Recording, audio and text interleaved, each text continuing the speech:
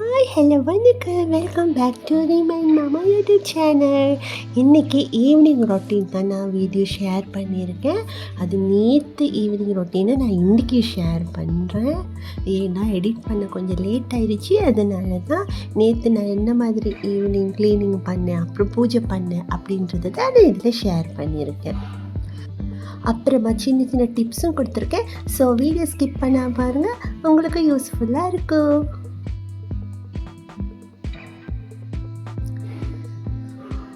எப்போவுமே 2 வாட்டி வீடெல்லாம் கூட்டு பெருக்கி தொடச்சிடுவேன். ஒன்று காலையில், அப்புறம் ஈவினிங். ஸோ ஈவினிங் எல்லாம் வீடெல்லாம் வெளியிலெல்லாம் கூட்டி பெருக்கி அப்புறம் தொடச்சி விட்டாச்சு. டிப்ஸ் நம்பர் 1, தொடச்சி விடும் தண்ணியில் கட்டாயம் உப்பு கல்லி அப்புறம் மஞ்சள் போட்டு தொடச்சி விடுங்க. அது ரொம்பவே நல்லா.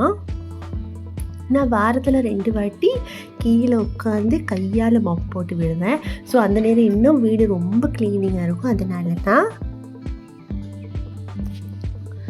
அப்புறமா துணியெல்லாம் மேலே காய வச்சுருந்தேன். அதெல்லாம் கொண்டு வந்து போட்டுட்டு மடிக்கிறதுக்கு. ஐயோ, துணி மடிக்கிறது ரொம்ப கஷ்டமான வேலை. யார் கூட சரி கால் பேசிட்டு தான் நான் துணி எல்லாமே மடிப்பேன். அப்புறம் தினமுமே நான் வந்து கோலம் போட முன்னாடி மஞ்சள் வாசலுக்கு தேய்ச்சிடுவேன்.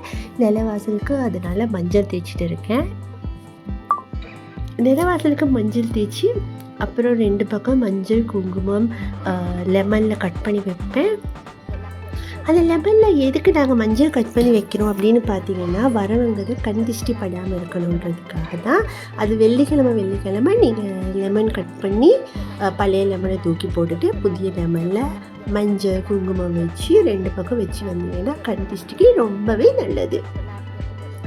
அப்புறமா சின்னதாக ஒரு கலர் கோலம் போட்டுக்கிட்டேன். அப்புறம் நிலை வாசலில் பூவெல்லாம் போட்டு ரொம்பவே அழகாக மங்களகரமாக அலங்காரம் பண்ணிக்கிட்டேன்.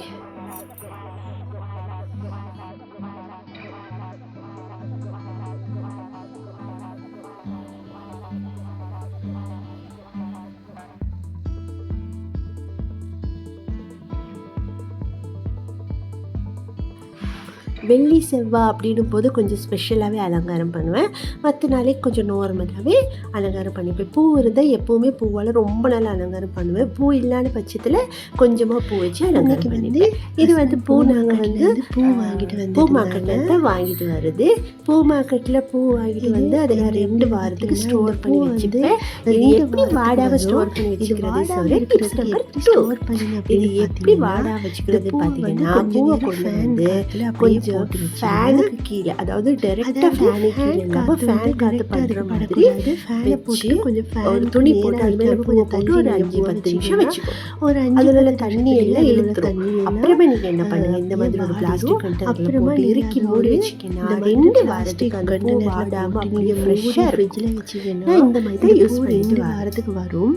சாமிக்கு வைக்கிறதுக்கு, உருளைக்கு வைக்கிறதுக்கெல்லாம் ரொம்பவே யூஸ்ஃபுல்லாக இருக்கும். ரோஜா பூ அந்த மாதிரி தான் பண்ணணும்.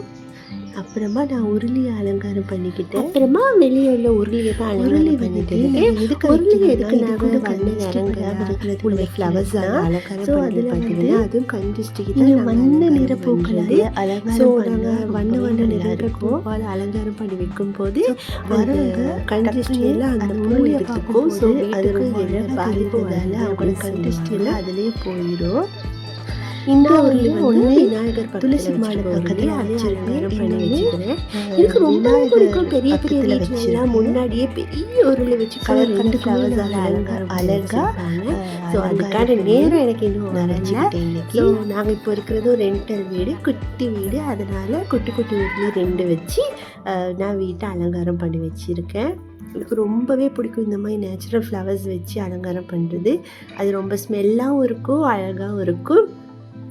ஸோ உருளைக்கு நீங்கள் ஃப்ளவர் வைக்கும் முன்னாடி தண்ணியில் கொஞ்சமாக பச்சை கற்பூரம், அப்புறம் ஜவ்வாது, பன்னீர் விட்டு வச்சிங்கன்னா ரொம்பவே வீடு நல்லா மணக்கும், தெய்வீக வாசனையாக இருக்கும். நீங்கள் ட்ரை பண்ணி பாருங்கள்.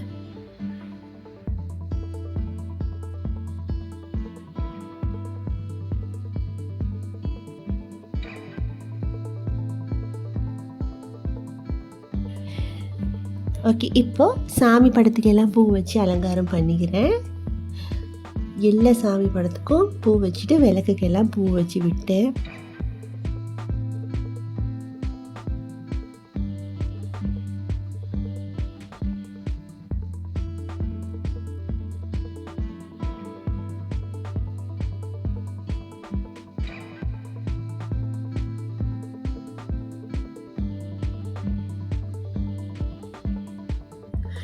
விநாயகருக்கும் பூ வச்சுட்டு அப்புறமா துளசி மாடத்துக்கும் பூ வச்சு விட்டாச்சு. துளசி மாட பக்கத்துலேயே நான் கோமாதா வச்சுருக்கேன். ஸோ அவங்களுக்கும் பூ வச்சுட்டு நிலைவாசலில் 2 சைட்லேயும் எப்போவுமே பூ வைப்பேன், அதுவும் வச்சு விட்டேன். பார்க்கவே ரொம்ப அழகாக இருக்கும். அப்புறமா எப்போவுமே தீபம் ஏற்றும் போது வெளியிலேருந்து தான் ஏற்றணும். ஏன்னா மகாலட்சுமியை நாங்கள் வெளியிலேருந்து உள்ளே கூட்டி போகிறது அப்படின்னு சொல்லுவாங்க. ஸோ நான் முதல்ல துளசி மாடத்துக்கு விளக்கேற்றிட்டு அப்புறமா நிலைவாசலில் இருக்கிற 2 அகலுக்கும் விளக்கேற்றிட்டு உள்ள விநாயகருக்கு விளக்கேற்றிடுவேன். அப்புறமா நான் கிச்சனில் அன்னபூரணி தாயாரை வச்சுருக்கேன். ஸோ அவங்களுக்கும் விளக்கு ஏற்றிடுவேன். விளக்கு ஏற்றும் போதே நான் அப்படியே சாம்பிராணிக்கு ரெடி பண்ணிவிட்டு விளக்கு ஏற்ற ஆரம்பித்தேன். அன்னபூர்ணி தாயாருக்கும் விளக்கு ஏற்றிட்டு அப்புறமா தான் பூஜை ரூம் போய் பூஜை ரூமில் உள்ள எல்லா விளக்கையும் ஏற்றி விட்டுருவேன்.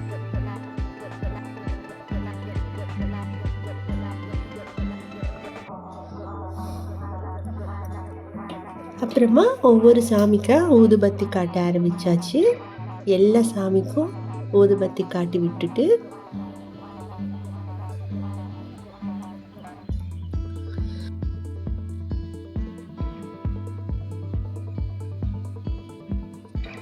ஊதுபத்தி காமிச்சிட்டு அப்புறமா தான் நான் சாம்பிராணி காமிப்பேன். இன்றைக்கி நெய்வேத்தியமாக நான் கல்கண்டு வச்சுருந்தேன். தினமுமே கல்கண்டு அப்படி தான் வச்சு நான் படைப்பேன். தினமும் படைக்கும் போது பால் இந்த மாதிரி வீட்டில் என்ன இருக்கோ அது. வெள்ளி செவ்வாயும் போது கொஞ்சம் ஸ்பெஷலாக ஏதாச்சும் செஞ்சு வைப்பேன். பாயாசம் அப்புறம் பொங்கல் இந்த மாதிரி ஏதாச்சும் செஞ்சு வைப்பேன். இன்றைக்கி எனக்கு கொஞ்சம் உடம்பு சரியில்லை, ஜுரமாக இருக்குது. அதனால் எனக்கு கிச்சனில் நின்றுட்டு எதுவுமே சமைக்க முடியல. அதனால் கல்கண்டு வச்சுட்டு சாமிக்கு படைத்தேன். அப்புறம் செவ்வாய் வெள்ளி தினங்களில் மட்டும் நான் இந்த மாதிரி சாம்பிராணி காமிப்பேன். மற்ற நாளைக்கு இந்த கம்ப்யூட்டர் சாம்பிராணி அப்புறம் கப் சாம்பிராணி இந்த மாதிரி மட்டும் தான் காமிப்பேன். இந்த மாதிரி சாம்பிராணி காமிக்கும் போது ரொம்பவே நறுமணமாக வீடெல்லாம் புகையாக ரொம்பவே அழகாக மங்களகரமாக இருக்குது. எனக்கு ரொம்ப பிடிக்கும். ஆனால் தினமும் இது காமிக்க முடியாதுல்ல, அதனால நான் வெள்ளி செவ்வாய் மட்டும் இந்த மாதிரி சாம்பிராணி போட்டு விட்டுருவேன். நாங்கள் இந்த மாதிரி சாம்பிராணி போடும் பொழுது இன்னொரு டிப்ஸ் இது, மயிலிறகு இருந்துச்சுன்னா அதையும் போட்டு நீங்கள் சாம்பிராணி பிடிச்சிங்கன்னு வைங்களே, வீட்டில் உள்ள கண் திஷ்டி எல்லாம் வெளியில் போயிடும். ஸோ கண்டிப்பாக ட்ரை பண்ணி பாருங்கள். அப்படியே என்னோடய துளசி அம்மாவுக்கும் நிலைவாசலுக்கும் சாம்பிராணி காட்டி விட்டேன். இப்போ நிலைவாசலை காமிக்கிறேன் பாருங்கள். அந்த ஈவினிங் 6:30 மணி இருக்கும். எவ்வளோ அழகாக மங்களகரமாக இருக்குன்னு பாருங்கள். ரொம்பவே அழகாக இருக்கும், பார்க்க பாசிட்டிவாக இருக்கும். எனக்கே ரொம்ப பிடிக்கும். என் வீடு இவ்வளோ அழகாக செஞ்சுட்டு சாமி கும்பிட்டு அப்படியே பார்த்துட்டு இருக்கும்போது ரொம்பவே மனசுக்கு சந்தோஷமாக இருக்கும்.